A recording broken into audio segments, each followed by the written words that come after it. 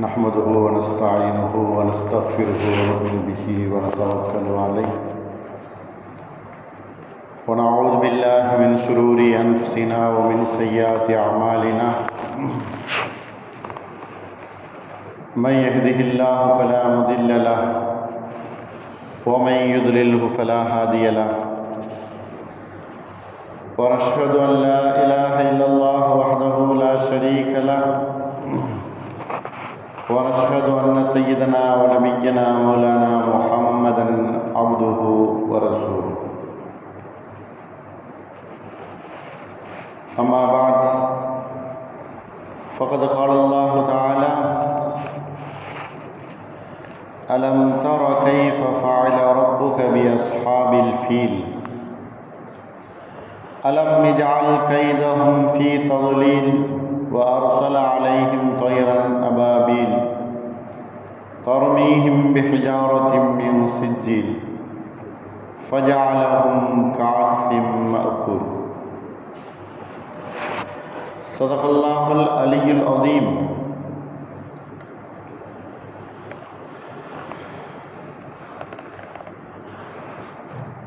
وقال رسول الله صلى الله عليه وسلم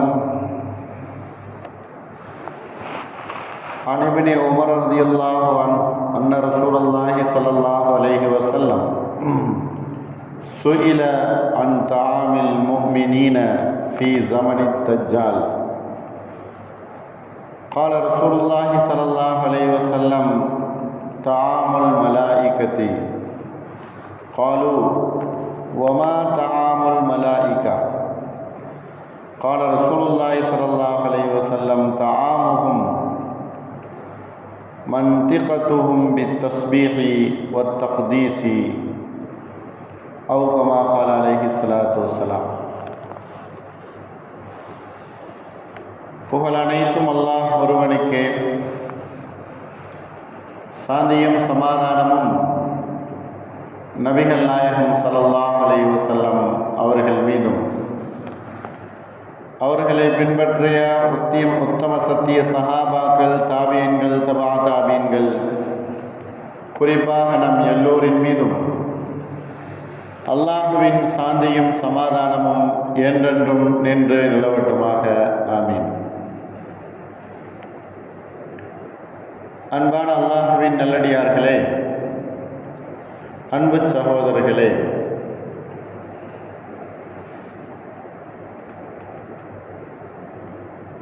அல்லாஹ் உலகத்தில் ஏற்படுத்திய அவனுக்கு மிகவும் பிடித்தமான ஒரு இடம் பள்ளிவாசல் என்பதனால் மஸ்ஜிதுகளின் மாண்பு பள்ளிவாசல்களும் அதன் மாண்பும் என்கிற தலைப்பின் கீழ்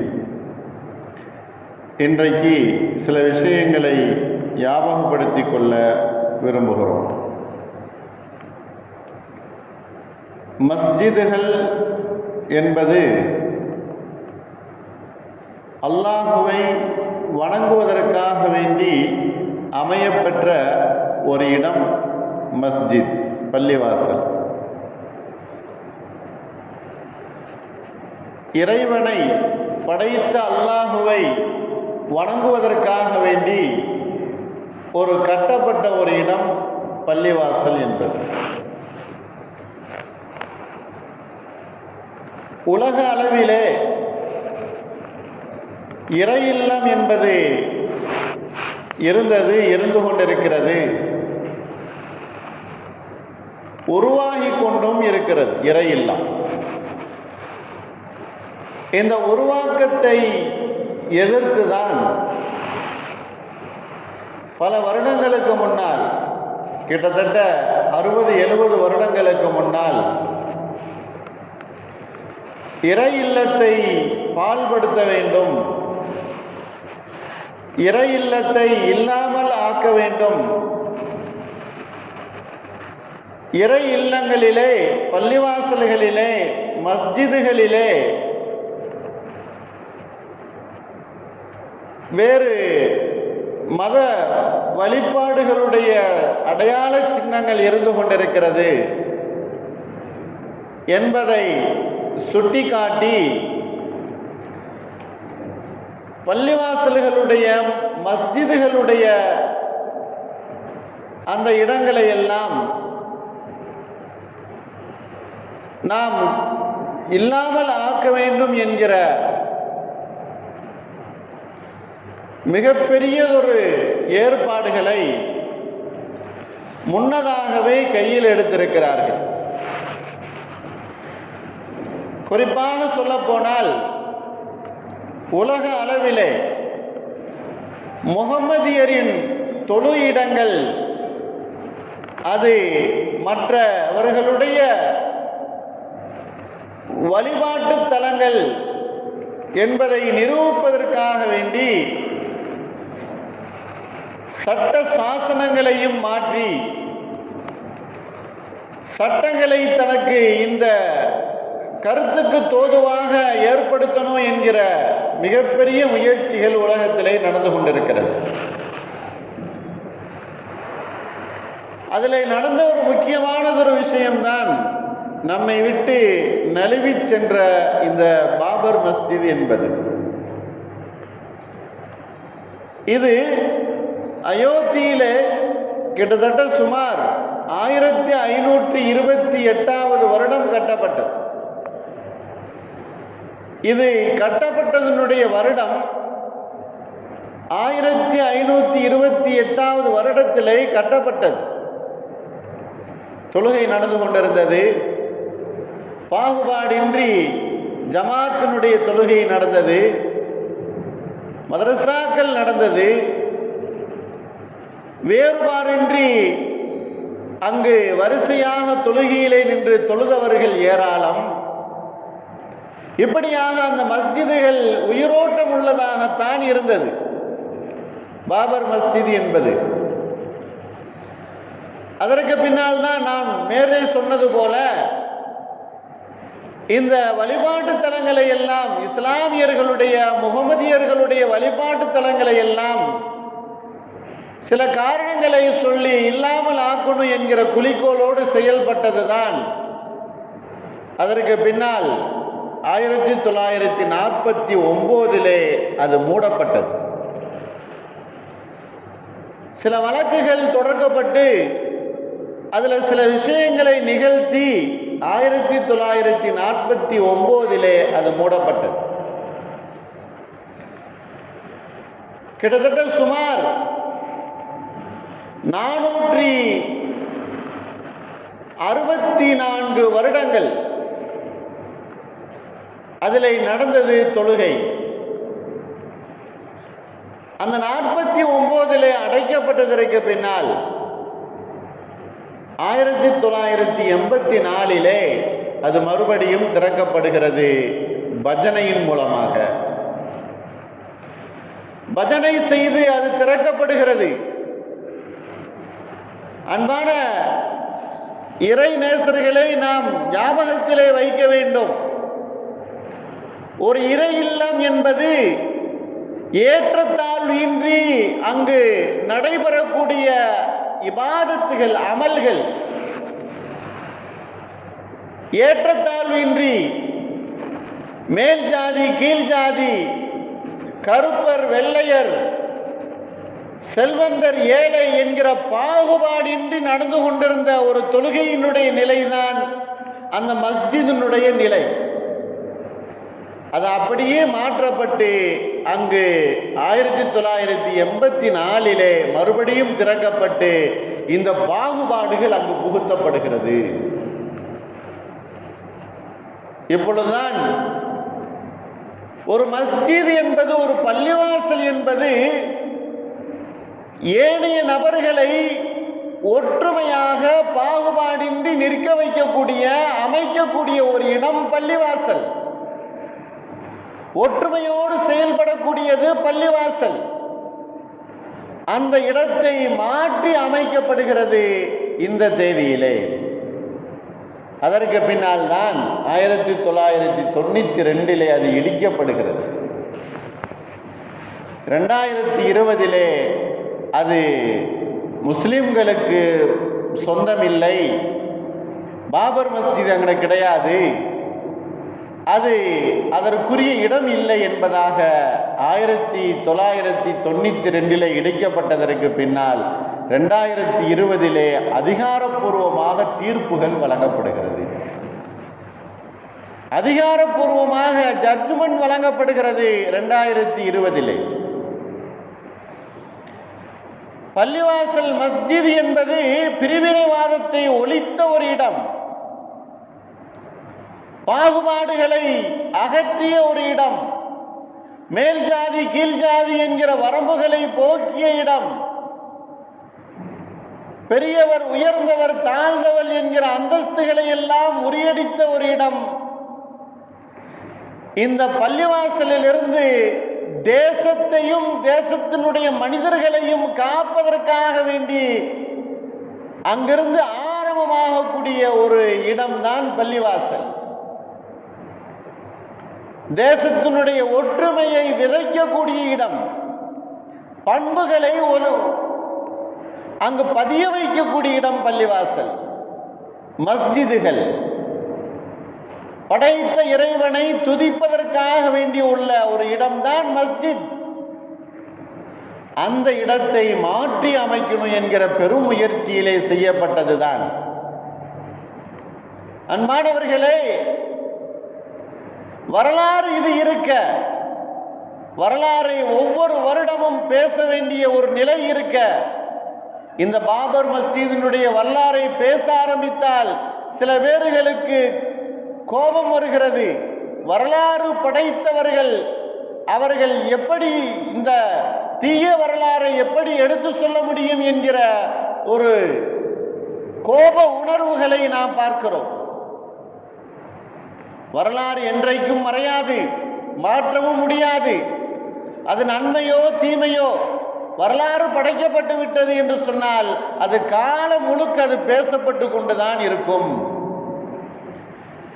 தேசத்தினுடைய துரோகிகள், தேசத்தினுடைய அந்த தேசத்துக்காக வேண்டி இன்னல்களை விளைவிக்கக்கூடியவர்கள் என்பதாக தேசத்தினுடைய சட்ட பிடியிலே எத்துணை இஸ்லாமியர்களை பிடித்து உள்ளே வைத்திருக்கக்கூடிய இந்த அரசாங்கம், இந்த கவர்மெண்ட், மஸ்ஜிதுகள் என்பது அது ஒற்றுமையை விளைவிக்கக்கூடிய, ஒற்றுமையோடு செயல்படக்கூடிய ஒரு இடம்தான் பள்ளிவாசல். அப்படிப்பட்ட ஒரு இடத்தை துவேஷம் செய்வதற்கோ, நாசப்படுத்துவதற்கோ, அதை இல்லாமல் ஆக்குவதற்கோ எப்படி சட்டத்தை இயற்ற முடியும்? ஜனநாயகத்தினுடைய இந்த தேசத்தின் ஒற்றுமையை இழக்க செய்வதற்காக வேண்டி அந்த மாதிரி இடங்களை எப்படி இல்லாமல் ஆக்க முடியும்? அன்பானவர்களே, இது வரலாறு. ஒரு மஸ்ஜிதை பல காலங்கள், கிட்டத்தட்ட 500 வருடங்கள் தொழுகை நடந்த, இபாதத்துகள் நடந்த, இஸ்லாமியர்கள் போய் வைக்க வந்து கொண்டிருந்த, அவர்களுடைய ஆட்சியிலே அவர்களுடைய அதிகாரத்திலே இருந்த இந்த ஒரு மஸ்ஜித் இன்றைக்கு அது இல்லை என்று ஒட்டுமொத்தமாக தீர்ப்பிலே வழங்கப்படுகிறது என்று சொன்னால் இந்த தேசத்தினுடைய நிலைமை என்ன? யார் இந்த தேசத்தை ஆட்சி செய்கிறது? நபி ஸல்லல்லாஹு அலைஹி வஸல்லம் அவர்கள் சொன்னார்களே, தஜ்ஜால் கூடிய குழப்பம் தான் இந்த உலகத்திலேயே மிகப்பெரிய குழப்பம் என்று. அப்படிப்பட்ட ஒரு குழப்பம் வந்து விட்டதா? அந்த குழப்பம் வந்தால் நம்முடைய ஈமானை எப்படி பாதுகாக்க முடியும்? ஒற்றுமை என்பது தேசத்தில் இல்லாமல் போய்விடும், தீவிரவாதம் அதிகமாகிவிடும். அதை ஒழிப்பதற்கு சட்டங்கள் மிகப்பெரிய முறையிலே பாஸ் பண்ண வேண்டியது இருக்கும். ஆனால் அல்லாஹ் பள்ளிவாசல்களை பாதுகாக்கிறான். இன்றைக்கு உலக வரலாற்றிலே எடுத்து பார்க்கும் பொழுது சீன தேசம் என்பது பல ஆயிரக்கணக்கான மஸ்ஜிதுகளை இல்லாமல் ஆக்கியது என்பதாக சீன அரசாங்கத்தினுடைய வரலாறு பொறிக்கப்பட்டிருக்கிறது. ஆனால் இன்றைக்கு அங்குதான் 24,000 மஸ்ஜிதுகள் இருந்து கொண்டிருக்கிறது. அங்குதான் இன்றைக்கு 24,000 மஸ்ஜிதுகள் இருந்து கொண்டிருக்கிறது. பிரான்சில் இன்று ஆயிரக்கணக்கான மஸ்ஜிதுகள் உண்டாகிவிட்டது. 1999 ஜெர்மனியிலே வெறும் 40 பள்ளிவாசல்கள் தான் இருந்தது. ஆனால் இன்றைக்கு 4000 பள்ளிவாசல்கள் அங்கு இருந்து கொண்டிருக்கிறது. எந்த இஸ்லாத்திற்கு எதிர்ப்பு என்கிற ரீதியில் இருந்து கொண்டிருக்கக்கூடிய வல்லரசு நாடுகளிலே அமெரிக்கா ஆண்டுக்கு 100 பள்ளிவாசல்கள் அங்கு கட்டப்பட்டு கொண்டிருக்கிறது. மஸ்ஜிதுகளை இடிக்க வேண்டும் என்றில் அல்லாஹ் மிகப்பெரிய வரலாறை குர்ஆனில் அல்லாஹ் சொல்லி காட்டிவிட்டான். யார் பள்ளிவாசல்களை மஸ்ஜிதுகளை தகர்ப்பதற்கும் இடிப்பதற்கும் முனைந்து விடுகிறார்களோ அவர்கள் எப்படி அழிந்து போனார்கள் என்கிற வரலாற்றை அல்லாஹ் குர்ஆனிலே தெளிவாக சொல்லி காட்டுகிறார். அலம் தர கைஃப ஃபஅல ரப்புக பி அஸ்ஹாபில் ஃபீல். நீங்கள் பார்க்கவில்லையா? உன்னுடைய ரப்பு செய்ததை நீங்கள் பார்க்கவில்லையா? அந்த யானை கூட்டங்களை எப்படி அவன் அழித்தான் என்பதை நீங்கள் பார்க்கவில்லையா? மஸ்ஜிதுகளை இல்லாமல் ஆக்கணும் என்று நினைக்கக்கூடியவர்களுக்கு உடனடியாக தண்டனை உண்டு. இல்லை என்று சொன்னால் சில காலங்கள் கழித்து அவர்களுக்கு உண்டு அழிவு. ஆபிரஹா என்கிற அந்த மன்னன் காபாவை அழிப்பதற்காக வேண்டி, அல்லாஹ்வினுடைய இறை இல்லத்தை தகர்ப்பதற்காக வேண்டி யானை படையை கொண்டு வந்தான். பெரிய யானைப்படை. யானைகளை வைத்து, யானையினுடைய படையை வைத்து அல்லாஹ்வினுடைய இறை இல்லத்தை தகர்த்து விடலாம் என்பதாக நினைத்தான். நபி ஸல்லல்லாஹு அலைஹி வஸல்லம் அவர்கள் பிறப்பதற்கு சில வருடங்களுக்கு முன்னால் நடந்தவை. அல்லாஹ் திருக்குர்ஆனிலே சொல்லி காட்டுகிறான். அலம் தர கைஃப ஃபஅல ரப்புக பி அஸ்ஹாபில் ஃபீல். அல்லாஹ் எப்படி சொல்லுகிறான்? அந்த யானை வாசிகளை, யானை கூட்டங்களை நாம் எப்படி அழித்தோம் என்பதை நீர் பார்க்கவில்லையா? அந்த அரசன் யானைகளை தயார் செய்கிறான் இடிப்பதற்காக வேண்டி. ஆனால் அந்த திசையின் பக்கம் போவதற்கே அந்த யானைகள் முரண்டு பிடிக்கிறது, போக மறுக்கிறது. அந்த காபாவின் அந்த திசையின் பக்கம் செல்வதற்கு அந்த யானைகள் பிடிவாதம் பிடிக்கிறது. ஆனால் வற்புறுத்தி அந்த யானைகளை கொண்டு வருகிறான், தயார் செய்கிறான், அந்த பக்கம் நிப்பாட்டுகிறான். அப்பொழுதுதான் அபாபில் என்கிற பறவையை அல்லாஹ் அனுப்புகிறான். கடலிலிருந்து அது உருவாகி வருகிறது. கடலிலிருந்து அது பறந்து வருகிறது. ஒரு சின்ன பறவை, சிட்டுக்குருவி என்னுடைய அளவுக்கு தான் இருக்கக்கூடிய அந்த அபாபில் என்கிற பறவை. அதிலே அந்த பறவையிலே அல்லாஹ் 3 கற்களை அதிலே கொடுத்து அனுப்புகிறான். 2 கற்கள் தன்னுடைய காலிலையும் 1 கல் தன்னுடைய நாவிலையும் வைத்திருக்கிறது. நெருப்புக்கல். எப்படி நெருப்புக்கல் உண்டாகும்? எப்படி அல்லாஹ் அது நெருப்புக்கல்லை அந்த குருவியிடத்திலே கொடுத்தார்? எப்படி அவ்வளவு பெரிய யானைப்படையை அது வீழ்த்தியது?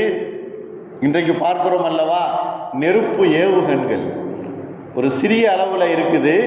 அது ஒரு இடத்தையே மிகப்பெரிய பாதிப்பை ஏற்படுத்தி விடுகிறது. நெருப்பு குண்டுகள். அதைவிட மிகவும் கடுகளவு தனது காலிலே 2 கல்லை வைத்து கொண்டு அது பறந்து வருகிறது. வாயிலே 1 கல்லை வைத்து பறந்து 3 கல்கள் ஒவ்வொரு பறவைக்கும். சின்ன சின்ன பறவைகள், அபாபில் என்கிற சின்ன சின்ன பறவை பறந்து வேலொன்று உயரத்திலே பறந்து அந்த யானை கூட்டங்களிலே அந்த கல்லை அப்படியே மேலிருந்து போடுகிறது கீழே. அந்த கல் யார் யார் மேலே எல்லாம் பட்டு விடுகிறதோ அவர்களுடைய உடல்களுடைய இருக்கக்கூடிய உறுப்புகள் தனித்தனியாக கலண்டு கீழே விழுகிறது. வரலாற்றில் எழுதுகிறார்கள். இந்த சூரா ஃபீலுடைய இந்த தஃப்சீரிலே எழுதுகிறார்கள் முஃபஸ்ஸிரீன்கள், அந்த கல் யார் மேல பட்டதோ அது அவர்களுடைய உடலுக்குள் சென்று தன்னுடைய உடல் உறுப்புகளை இழக்க செய்கிறது ஒவ்வொன்றும். அந்த ஆபிரஹா என்கிற மன்னன் அவனுடைய உடலிலே அது பட்டு விடுகிறது. அவனுடைய அந்த வரலாற்றிலே அவன் எப்படி இறந்தான் என்பதை இதை அப்படியே எழுதுகிறார்கள். யார் அவர்கள் மீது கல் படவில்லையோ அவர்கள் அந்த அரசனை தூக்கி கொண்டு போனார்கள் யமன் நாட்டு வரைக்கும். குருவியை விட மிகவும் குறைவான ஒரு உடல், கோழி குஞ்சினுடைய அளவுக்கு அவனுடைய உடல் அப்படியே எலும்பும் தோலுமாக ஆகிவிட்டது. அதிலே அவன் மரணிக்கிறான்.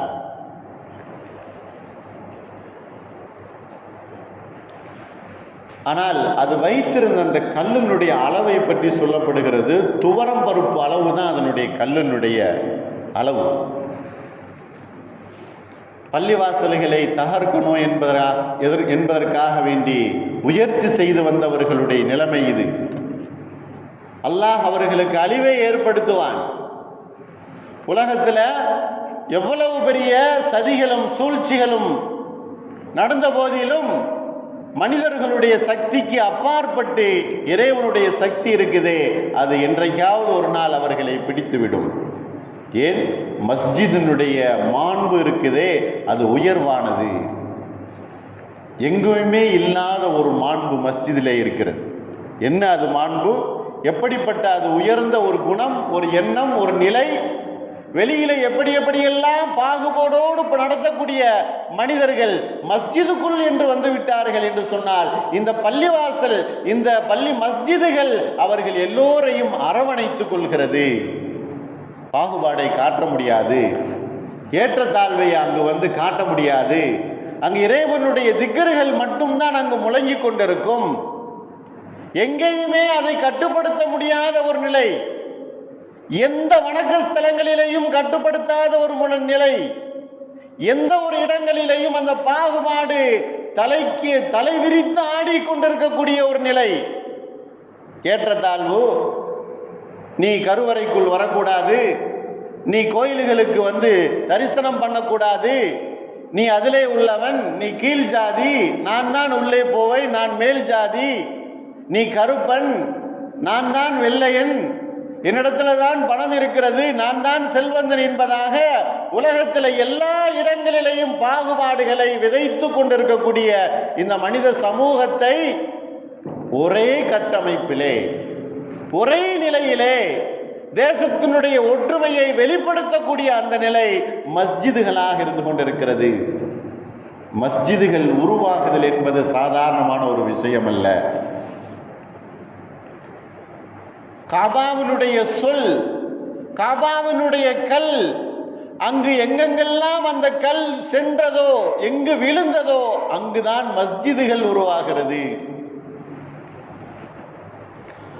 உமர் ரலியல்லாஹு அன்ஹு அவர்களுடைய காலத்திலே அந்த மதினா பள்ளிவாசலை விஸ்தீர்ணப்படுத்துவதற்காக வேண்டி ஒரு முயற்சி செய்தார்கள் உமர் ரலியல்லாஹு அன்ஹு அவர்கள்.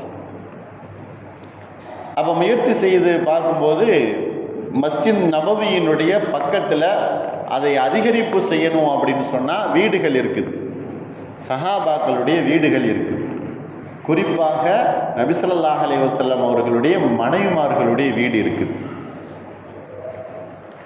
முடிவு செய்கிறார்கள், நபி ஸல்லல்லாஹு அலைஹி வஸல்லம் அவர்களுடைய மனைவிமார்களுடைய வீடை மட்டும் விட்டுட்டு மற்ற ஏனைய சஹாபாக்களுடைய வீடுகளை நாம் வந்து விலைக்கு வாங்கி கொள்ளலாம், அதை வாங்கி அவர்களுக்கு வேறொரு இடத்தை கொடுத்து விடலாம், அல்லது பள்ளிவாசலுக்கு அன்பளிப்பாக கொடுத்தார்கள் என்று சொன்னால் அதை நாம் ஏற்றுக்கொள்ளலாம், அல்லது விலைக்கு அவர்கள் கொடுத்தாலும் ஏற்றுக்கொள்ளலாம் என்பதாக முடிவு செய்கிறார்கள். உமர் ரலியல்லாஹு அன்ஹு அவர்கள் இந்த சஹாபாக்களை எல்லாம் கூப்பிட்டு இப்படி ஒன்று திரட்டுகிறார்கள். அப்படி ஒன்று திரட்டி எல்லா சஹாபாக்களும் அவர்கள் ஏற்றுக்கொள்கிறார்கள். பள்ளிவாசலை விஸ்தீர்ணப்படுத்த வேண்டும் என்கிற ஒரு நோக்கத்தோடு நபி ஸல்லல்லாஹு அலைஹி வஸல்லம் அவர்களுடன் இருந்த, நபி ஸல்லல்லாஹு அலைஹி வஸல்லம் அவர்களுடனே பயணித்த, அவர்களுடனே இருந்த உமர் ரலியல்லாஹு அன்ஹு அவர்கள் இந்த செயலை செய்கிறார்கள். ஆனால் ஒரே ஒரு சஹாபியினுடைய இடத்தை மட்டும் அவர்கள் வெளியூர் சென்றிருந்ததின் காரணமாக அவர்களுடைய இடத்தையும் அவர்கள் வந்து சொல்லிக் கொள்ளலாம் என்பதாக வாங்குகிறார்கள். ஆனால் நீதத்தின் உருவிடமாக இருந்த, நியாய தீர்ப்பின் மிகப்பெரிய ஒரு உச்சத்தில் இருந்த உமர் ரலியல்லாஹு அன்ஹு அவர்கள் அதிலே சற்று தடம் புரள்கிறார்கள்.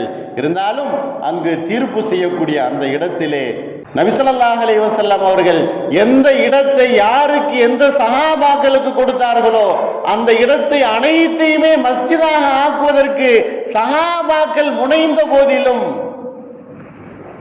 அதை உரிமையோடு, ஒரு பள்ளி அப்படின்னு சொன்னா இந்தந்த உரிமைகள் இருக்கணும், இந்தந்த உரிமைகளோடு தான் அதை நாம் அதிகப்படுத்தணும் என்கிற எண்ணம் இன்றைக்கல்ல நேற்றல்ல நபி ஸல்லல்லாஹு அலைஹி வஸல்லம் அவர்களுடைய காலம் முதற்கொண்டு அது இருந்து கொண்டிருக்கிறது. அப்படி இருக்க யாருடைய நிலத்தையும் யாருடைய இடத்தையும் அபகரித்து பள்ளிவாசல்கள் கட்டப்பட்டிருக்கிறது அப்படின்னு சொன்னால் ஒருபோதும் அதற்கு எந்த ஒரு சான்றும் இல்லை. அதை யாரும் நிரூபிக்க முடியாது. நிரூபிக்க முடியாத ஒரு காரணத்துக்கு காட்டி ஏன் இந்த மாதிரி செய்யப்படுகிறது என்று சொன்னால், நான் ஆரம்பத்தில் சொன்னது போலதான், கிட்டத்தட்ட பல வருடங்களுக்கு முன்னால் முகமதுனுடைய ஆலயங்கள் இருக்கக்கூடாது, அது இருந்தது என்று சொன்னால் மிகப்பெரிய ஒரு ஒற்றுமையை இந்த நாட்டிலே விளைவித்து விடுவார்கள், கொண்டு வந்து விடுவார்கள், அப்புறம் அதற்கு பின்னால் எந்த ஒரு அழிச்சாட்டியும் அங்கு இருக்காது என்கிற ஒரு முடிவுல வந்துதான் இன்றைக்கு மஸ்ஜிதுகளை பள்ளிவாசல்களை குறிவைத்துக் கொண்டிருக்கிறார்கள். அன்பானவர்களே, அல்லாஹ்வின் அடியார்களே, மஸ்ஜிதுகள் என்பது அல்லாஹ்வினுடைய மிகப்பெரிய ஒரு இறை இல்லம். அது அங்குதான் அல்லாஹ்வை துதிக்கப்படுகிறது, பரிசுத்தப்படுத்தப்படுகிறது. அங்குதான் அல்லாஹ்வினுடைய அச்சத்தை உண்டு பண்ணக்கூடிய ஒரு இடம். மதரசாக்கள் நடக்கிறது, அல்லாஹ்வினுடைய வேதங்கள் அங்கு ஓதி கொடுக்கப்படுகிறது, அல்லாஹ்வினுடைய எல்லா சட்டதிட்டங்களையும் அங்கு படித்து கொடுக்கப்படுகிறது. வெளி உலகிற்கு நீங்கள் எந்த வேலையில சென்றாலும் அல்லாஹ்வினுடைய அச்சத்தை நிலைநிறுத்துவதற்காக வேண்டி ஒரு பெரிய கல்விக்கூடமாகவும் அது செயல்படுகிறது. அல்லாஹ்வினுடைய அச்சத்திலே பள்ளியிலிருந்து வெளியே வரக்கூடியவர்கள் உலகத்தினுடைய தேசத்தை கட்டி காக்கக்கூடியவர்களாக இருப்பார்கள். தேசத்தினுடைய முழு ஒற்றுமைக்கு அவர்கள் பாடுபடுவார்கள். அப்படிப்பட்ட இடம்தான் இந்த மஸ்ஜித். அல்லாஹ் சொல்லுகிறானே, வல யன்சுருல்லாஹு மன் யன்சுருஹு, யார் அல்லாஹ்வுக்கு உதவிகள் செய்கிறார்களோ அவர்களுக்கு அல்லாஹ் உதவி செய்வான். மஸ்ஜிதுகள் பாதுகாக்கப்படுதல், உருவாக்கப்படுதல் என்பது ஒரு மூமினுடைய கடமையாக இருந்து கொண்டிருக்கிறது.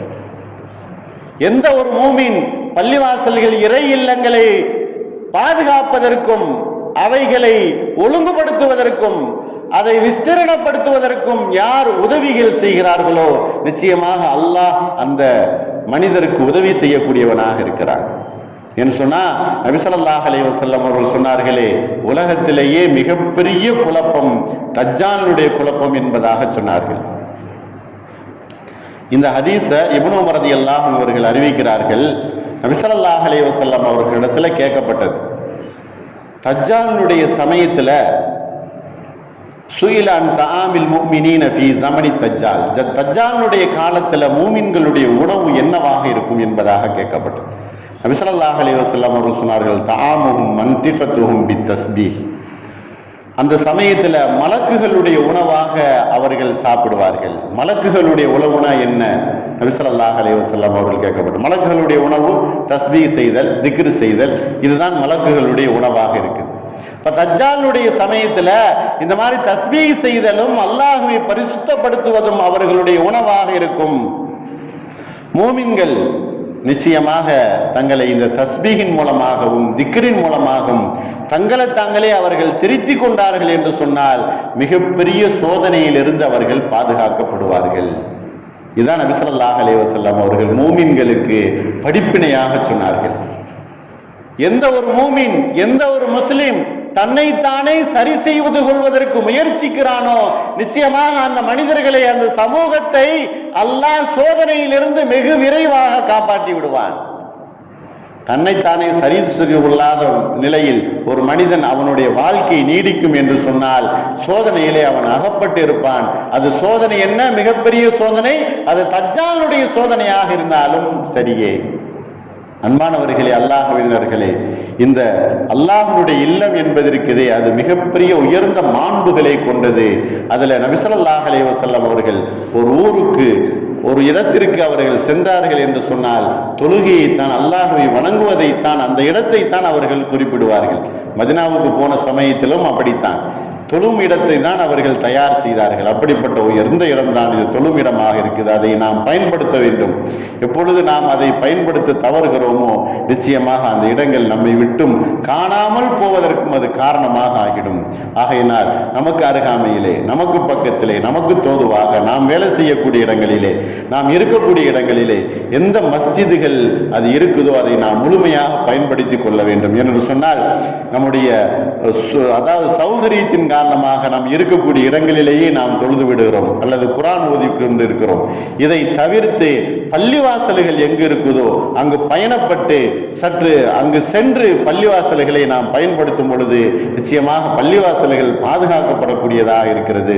உயர்ந்த மாண்புகளை நம்முடைய உள்ளத்திலே நாம் ஆழமாக பதிய வைத்து பள்ளிவாசலினுடைய மாண்புகளையும் பள்ளிவாசலினுடைய கண்ணியத்தையும் முழுமையாக நம்முடைய உள்ளத்திலே உருவாக்கி அதை பாதுகாப்பதற்கும் அதில் மிகப்பெரிய செயல்கள் திட்டங்கள் என்னென்ன இருக்குதோ அதையெல்லாம் அல்லாஹ் முழுமையாக நிறைவேற்றிக் கொள்ளக்கூடிய நல்லதொரு தௌஃபீக்கை வல்ல ரஹ்மான் எல்லோருக்கும் தந்தால் புரிவானாக.